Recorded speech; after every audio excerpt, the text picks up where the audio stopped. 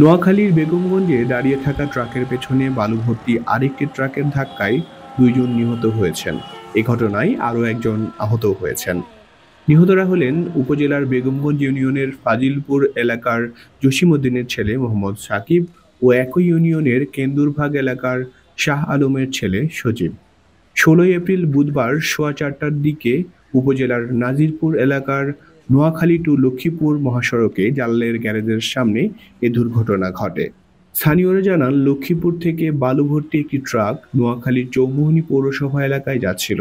এ সময় নোয়াখালী টু লক্ষ্মীপুর মহাসড়কের বেগমগঞ্জ উপজেলার জালাল মিয়ার গ্যারেজের এলাকার সড়কের পাশে দাঁড়িয়ে থাকা একটি বালু ভর্তি ড্রাম ট্রাককে অপর দিক থেকে আসা বালু ভর্তি আরেকটি ট্রাক ধাক্কা দিলে ট্রাকের সামনের অংশ দুমড়ে মুচড়ে যায়। এতে ঘটনাস্থলেই ট্রাকের হেলপার সজীব ও চালকের বন্ধু সাকিব গুরুতর আহত হয়।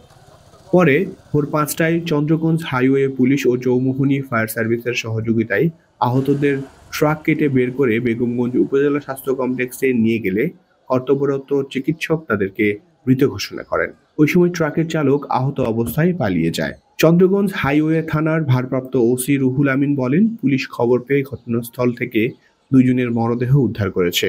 ঘটনাস্থলেই 2 জন নিহত হন। এ ঘটনায় আইনগত প্রক্রিয়া চলছে।